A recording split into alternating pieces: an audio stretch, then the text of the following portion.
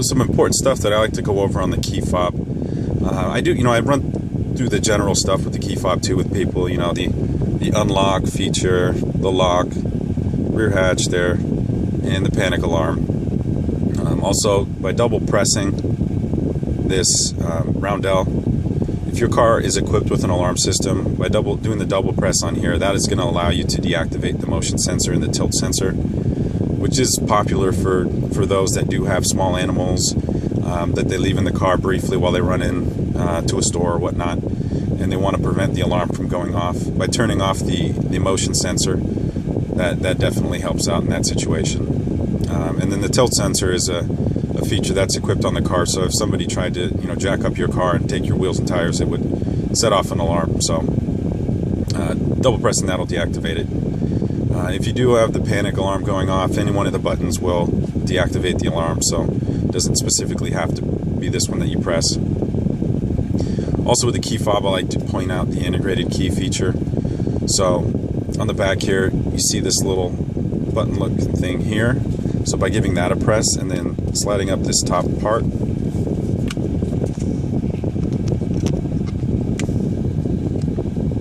so press this in, the top part slides off. If you do have a key ring in here, it helps out a lot. But this integrated key here is good to know about. In case your battery dies in your key fob, you can get in the car with this integrated key. So on the driver's side door, there's a traditional slot that you can stick in a key. That'll get you in the driver's side. Then if you hold up this bottom edge of the key fob to the illustration of a key that's on the steering column here, so holding it up this way here, holding it up like that, that would allow you to start the car like normal. So the proximity of the chip in here gives you the capability to do that. Usually, as long as you have the key on the interior of the car, it doesn't matter. So you can just, put your foot on the brake, press the start button, you're ready to go. But in case the key fob battery does die, that's good knowledge to know. I also like to point out that on the key, right here, this little lip section right here, I don't know if you can see where my thumb is, but that's how you can pop off the back. It's easy too. If you take out the integrated key and use it to kind of pry that open, you can pop off the back. And the battery is a standard button cell that you can get pretty much everywhere. I mean, drugstores carry them all the time now too. So, I mean, you can get them at a service center, but usually when you run out of battery, it's at the least convenient time, so you're farthest away from BMW as possible. But it's a standard button cell that you can get pretty much anywhere.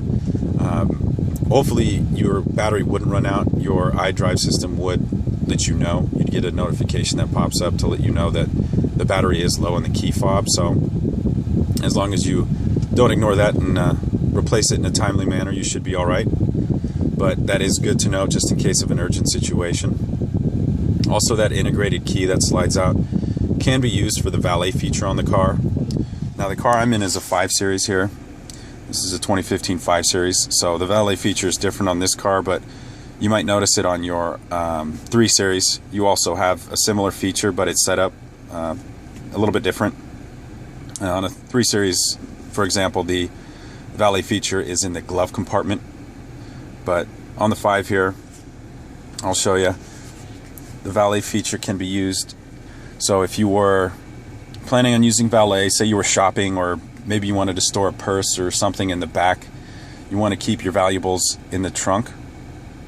So you want to put them in the trunk, but you don't want valet to have access to them. So what you can do is, if you put your stuff in the trunk, come in here, open up the center here, right back here, if you slide this over to lock, what you're doing now is deactivating the trunk opening features on the car, both from the fob and the interior button. Close this up, take the integrated key, lock it up. Then what you can do is take the integrated key with you, give the valet the fob. They can then move your car, but they don't have access to the center here because you locked it, and they won't be able to open the rear trunk. So if that is a feature that you'd be interested in, it is proving useful to some. I've heard even some people say that some ladies like to just, if they store their purse in the car, they use it even if they're not using valet. So just a feature to be aware of.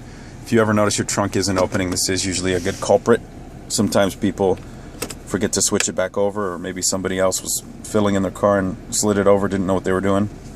But if you notice your trunk's not opening, that might be a culprit right there. So yeah, just wanted to touch on those couple things with the key fob. If you have any questions, please let me know.